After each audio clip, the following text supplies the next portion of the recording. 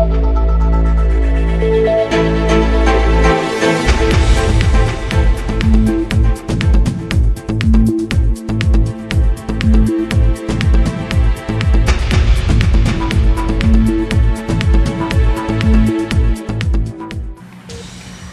алайкум бинандагони гиромӣ, барномаи иттилоотии пайғом манзили шумост. ҳамватанони гиромӣ, нахуст ҳамаи шуморо бо рӯзи рӯдагӣ ки санаи 22 сентябр таҷлил мегардад самимона табрик гуфта. боварӣ дорем ки мо тоҷикону тоҷикистониён минбаъд низ ифтихор аз фарзону фарзандони миллату давлат чун устод рӯдакӣ хоҳем кард.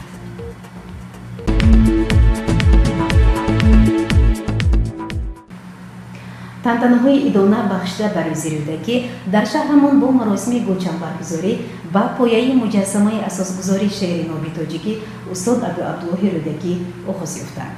дар ин чорабинии тантанавӣ раиси шаҳри Панҷакент Абдухолиқ Холиқзода иштирок дошт. ҳанӯз субҳи барвақти 22 сентябри соли 2021 корбандони осорхонаи ҷумҳуриявии таърихии кишваршиносӣ ба номи устод абу Абдуллоҳ Рӯдакӣ барои тозаву озода намудани ин мавзеъ хоса назди муҷассамаи ин пири сухан ташвишу тараддуд доштанд ва чун анъана тадбирҳо меандештанд то ки рӯзи рӯдакӣ бо муҳити тозаву озода истиқбол гирифта шавад. муддати мадини гузашта аз мақомоти иҷроии маҳаллии ҳокимияти давлати шаҳр, комиҷроии ҳизби халқи демократияи Тоҷикистон дар шаҳри Панҷакент, идораи ташкилотҳои мухталиф, соҳаи мактуб маориф намояндаҳои зиёд бо гулу гулдаста омаданд. дар вақти муайяншуда раиси шаҳр Абдухолиқ Холиқзода ба баъзгоҳ омад. ҳозиринро бо рӯзи рӯдакӣ шодбош гуфт. баъдан маросими хотирмон гулчанбаргузорӣ ба пояи муҷассамаи устод рӯдагӣ оғоз ёфту ин мавзеъ гулрезу гулбез гардид. сипас аз ҷониби ихлосмандони шеъри нови тоҷикӣ порчаҳои шеърӣ аз ашъори устод рӯдакӣ қироат карда шуд ва ин ҳама як навъ меҳр буд, ихлос буд, муҳаббат буд ба ашъори нотакрори ин фарзона фарзанди миллати тоҷик устод абу Абдуллоҳ Рӯдакӣ. ҳамин ҷо бо пешниҳоди раиси шаҳр Абдухолиқ Холиқзода чанд нафар дар озмуни пурра донистани шеърӣ шикоят аз пирии устод Рӯдакӣ қувва озмуданд. ӯзи иттифоқи нависандагони Тоҷикистон Исмоил Зарифӣ дар ҷамомат сухан гуфта, ду китоби тозанашри шоирони Эронро ба раиси шаҳр Абдухолиқ Холиқзода тӯҳфа намуд. бояд тазаккур дод ки бо маросими хотирмони гулчанбаргузорӣ ба пояи муҷассамаи устод абу Абдуллоҳ Рӯдакӣ оғоз ёфт чорабиниҳо бахшида ба рӯзи рӯдакӣ дар шаҳру деҳоти Панҷакент. Язнуқул Мавлонов, Исмоил Холов аз назди муҷассамаи устод Рӯдакӣ.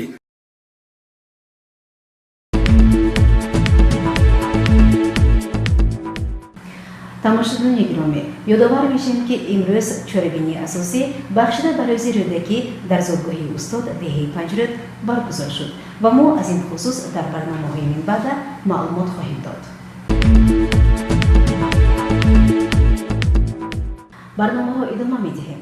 дар толори кӯҳи лоиқ бо иштироки раиси шаҳри Панҷакент Абдухолиқ Холиқзода маросими қадришиносии ғолибони даври шаҳрии озмуни ҷумҳуриявӣ илм, фурӯғи маърифат баргузор гардид. ба идомаи мавзӯъ таваҷҷӯҳ намоед. 37 нафар беҳтарини беҳтарино ғолибон дар даври шаҳрии озмуни ҷумҳуриявӣ илм, фурӯғи маърифат дар кӯҳи лоиқ ба ҳам омаданд. инҷо ба ҳамин муносибат ҷавомати тантанавӣ дор гардид ки дар он нахуст раиси шаҳр Абдухолиқ Холиқзода сухан гуфт. бо истифода аз ин фурсати мусоид ғолибони даври шаҳрии озмуни ҷумҳуриявӣ илм, фурӯғи маърифатро аз номи мақомоти иҷроии маҳаллии ҳокимияти давлатии шаҳри Панҷакент самимона табрик гуфта ба онҳо дар давраҳои минбаъда муваффақияту комёбиҳо таманно менамоям. баъдан дар вазири тантанавӣ ба ғолибон аз рӯи 7 номинатсия диплом, тӯҳфаҳои пулию мукофотҳо спорда шуданд. аз рӯи адолат буд ки волидони хонандагон ва омӯзгорони онҳо низ он рӯз бо тӯҳфаҳои мақомоти иҷроии ҳокимияти давлати шаҳр сарфароз гардонда шуданд. чанд нафар аз ғолибон барои чунин қадршиносӣ изҳори сипос намуданд. Раишар Абдухолиқ Холизода дар идомаи чорабинӣ ғолибати хонандагонро дар озмуни илм, фурӯғи маърифат дастоварди хеле ҷолиб донистад. ҳамзамон изҳори боварӣ кард, ки онҳо дар озмунҳои вилояти ҷумҳуривӣ низ дастовардҳои баландро соҳиб хоҳанд гашт. ёдрас мешавем, ки барномаи алоҳида аз маросими қадршиносии ғолибони даври шаҳрии озмуни ҷумҳуриявии илм, фурӯғи маърифат намоиш дода мешавад.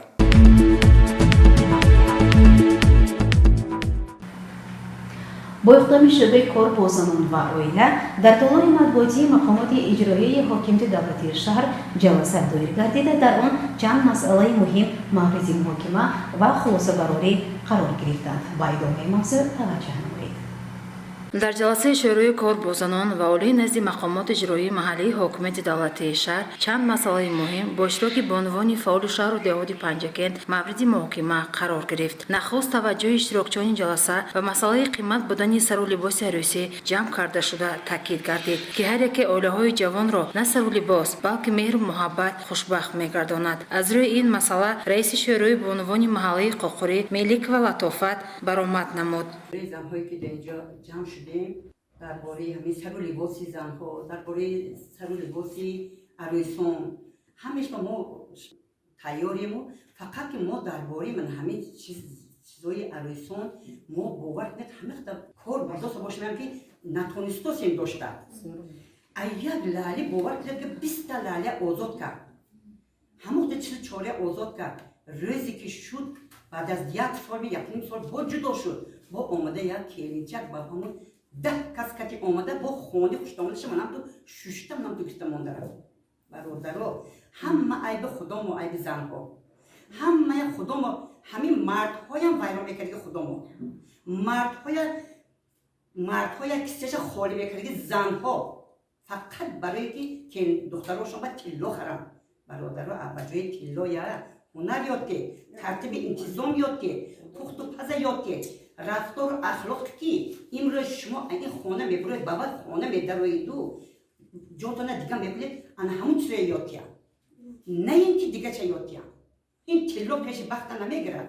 پیشتر ما یک تا داری 4 تا نان پادکتی میبردن و وقت و دولت دنیا همون بود. 4 تا کلپه 4 تا کلپچه 4 تا لولی بالیش بود. و حاضی همه خیلی کلپچه‌های قیمت میکنن. همه چیزای قیمت میکنن. این دوامش زمان تا 1 سال میریم نمیریم. برای همین ما همین پدر و مادرها خواهش میکنیم که همین کمتر کنیم. همین برای چیز کلمه میداده که هم برای چیز دادیم. دیومات جمع میکنن. و آچه شخصی نمیپوشد، آچه شخصی نمیگیرد که فرزند ما خانه‌دار کنم گفته. دخترم همین. لکن یک دیگر این تو انصاف کردن در کار که زنهای محترم وقتی که دخترات نمیبرید اول بد که مونیت یک بار همین زنهایی که همین حاضر هستیم یک بار همین راه بریم راه پیشتر بریم کنیم همین فرزندامون چخیل وقت و دولت و چخیل وقت میکنن. نه اینکه حاضره کلینچکای پیشتره حاضر کلینچکای حاضره باور کنید که یک برونده در اونجانشون که 4 بار 5 بار برونده میدارن وقتی تزیینتی بعد و ببینید که چند چه نمودهای میپوشن.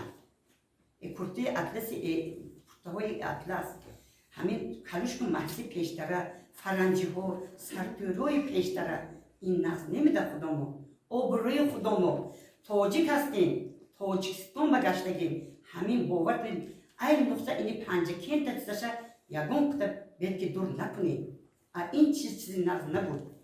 масъалаҳои дигари рӯзномаи ҷаласа аз ҷумла обуна ба матбуоти даврӣ хоса маҷаллаи бонувони Тоҷикистон иштироки фаъолона дар маъракаи ваксинатсия ба дароии ватандӯстӣ тарбия намудани фарзандон ва ба сафи артиши миллӣ сафарбар кардани фарзандон низ ҳаматарафа муҳокима шуда иштирокчиён фикру мулоҳизаҳои ҷолиб баён доштанд.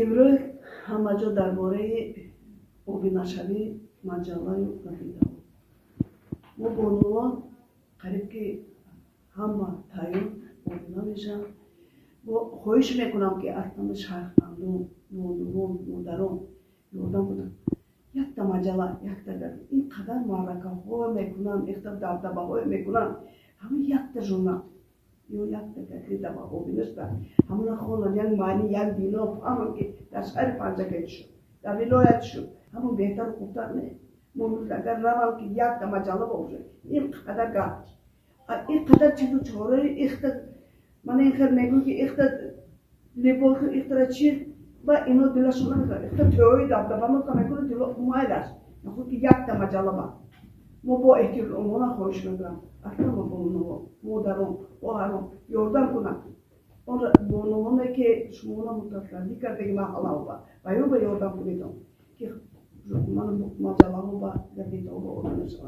رئیس تشکیلات جمعیتی شهری امروزهای اولوی شعبه کار با زنان و اولی نزد مقامات اجرایی محلی حکومت دولتی شهر پنجکند گوهرهای محکم و جلسه را جنبست نموده از حاضرین دعوت به عمل آورد که در کار پیشگیری و ویرانشوی عائله‌ها تدبیرهای ضروری اندیشیم. گزارش دلشاد حلیمова.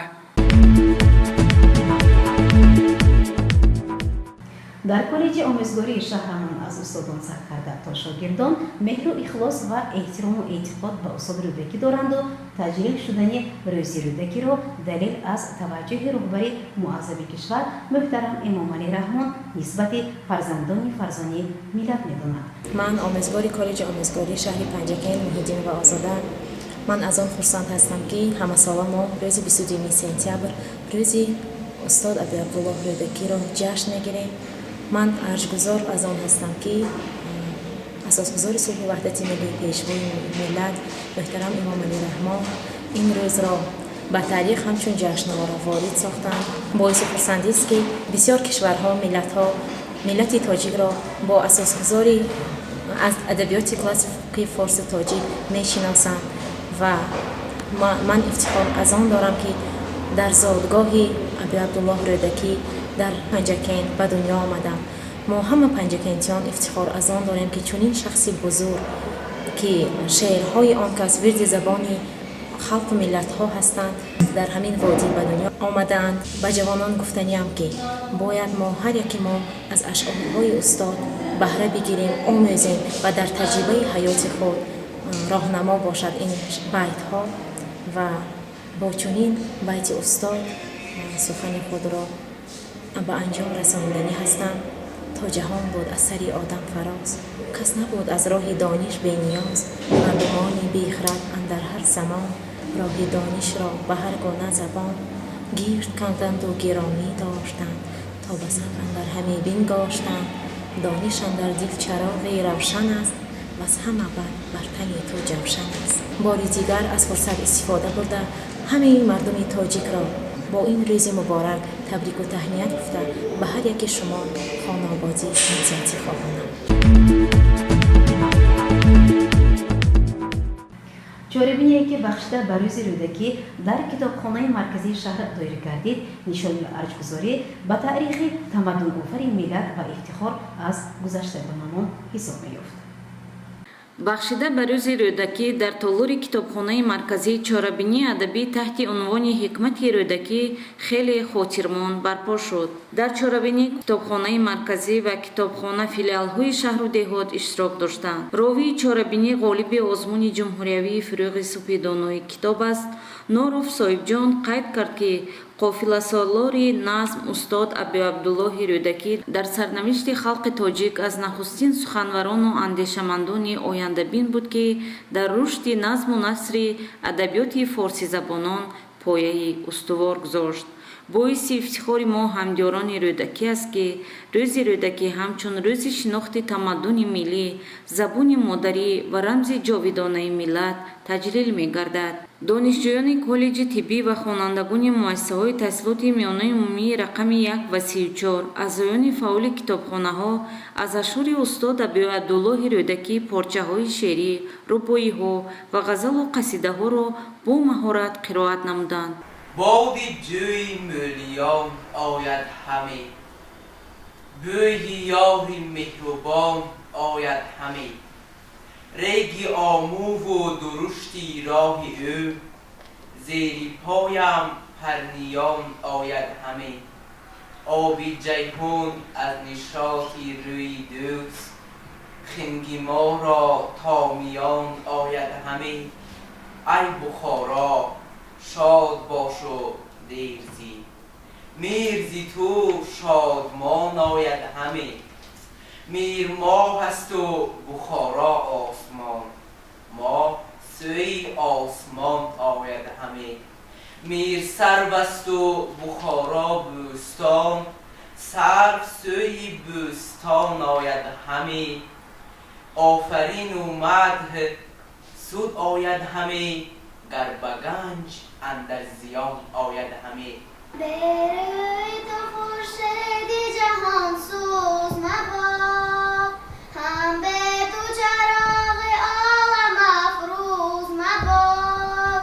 با وصلی تو کس چو من بدآموز مباد، روزی که تو را نبینم آن روز مباد. با وصلی تو کس چو من بدآموز مباد، روزی که تو را نبینم آن روز مباد. نامت شنوم دل ز فرح زنده شود، حالی من از اقبال تو فرخنده شود. و از غیر تو هر جا سخن آید به میان، خاطر به هزار غم پراکنده شود. و از غیر تو هر جا سخن آید به میان، خاطر به هزار غم پراکنده شود. خاطر به هزار غم پراکنده شود. مرا بسود و فرöligt هرچه دندان بود، نبود دندان لابر چراغ تابان بود. سپید و سیمرده بود و در و مرجان بود، ستاره سحری بود و قطره باران بود. یکی نمان کنون زان همه بسود و بریخت، چه نحس بود همانا که نحسی کیوان بود. نه نحسی کیوان بود و نه روزگاری دراز، چی بود من بگویم قضای یزدان بود. جهان همیشه چشم است گرد و گردان است، همیشه تا بود آیینش گرگردان بود. همان که درمان باشد به جای دردش رود، و باز درد همان که از نخست درمان بود. و نو کند به زمان همان که خلقان بود، بسا شکسته بیابان که باغی خرم بود. و باغی خرم گشت آن کجا بیابان بود. همه که دانه ای ماه روی مشکین موی، که حالی بنده از این پیش به که سامان بود. و زلفی چوگان نازیش همه کنی تو بدو، ندیدی آنگه او را که زلف چوگان بود. شد آن زمانه که رویش بسانی دیبا بود، شد آن زمانه که رویش بسانی قطران بود. چون تیغ بد از آری مردم نتوان کش، نزدیک خداوند بدی نیست فراموش. این تیغ نه از بحر ستمگران گردد، انگور نه از بحر نبیذ است به چرخون. عیسی بره دی یکی پشت فتاده، حیران شد و بگرفت به دندان سر انگور. گفتا که کی را کشتی تا کشته شدی باز، تا باز آن را بکشم آنکه تو را کشت. انگوش مزن رنجه به در کفتن کس، تا کس نکند رنجه به در کفتن مرد. در حقیقت صاحب قران شاعران استاد رودکی با ایجادیات خویش به ادبیات فارس و تاجیک پایه گذاشت و آن را مشهور عالم گردانید.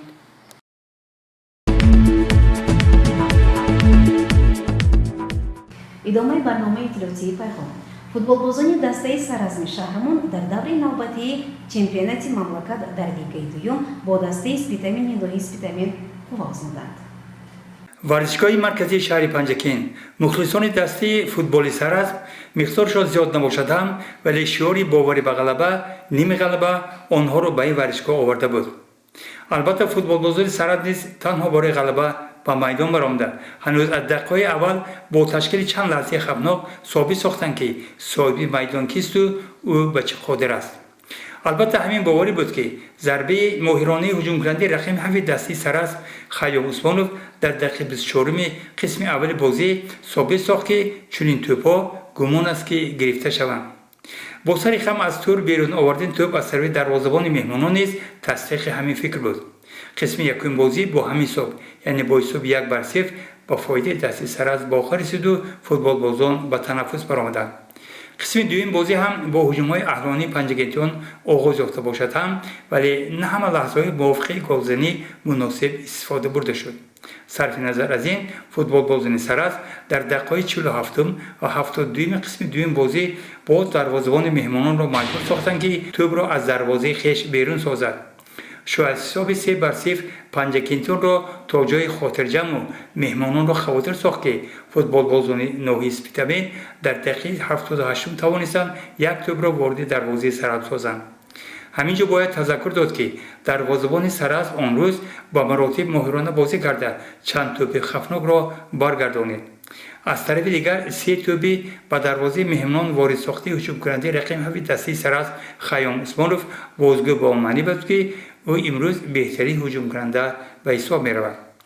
дар суҳбати телефонӣ сармураббии дастаи Сараз Ҷамшед Баҳронов гуфт ки комёбии футболбозони панҷагентӣ агар аз як тараф муташаккиливу аз як гиребон сар баровардани онҳо бошад, аз тарафи дигар таваҷҷӯҳи ғамхории роҳбари Федератсияи футболи шаҳри Панҷакен раис шаҳр Абдухолиқ Холиқзода мебошад. ёдовар мешавем ки Сараз бозии навбади худро санаи 29 сентябр бо песифи лиги дуюми футболи кишвар дастаи Гулистони шаҳри Қайроқум мегузаронад. Яздонқул Мавлонов, Диловар Элбердиев аз варзишгоҳи марказии шаҳр.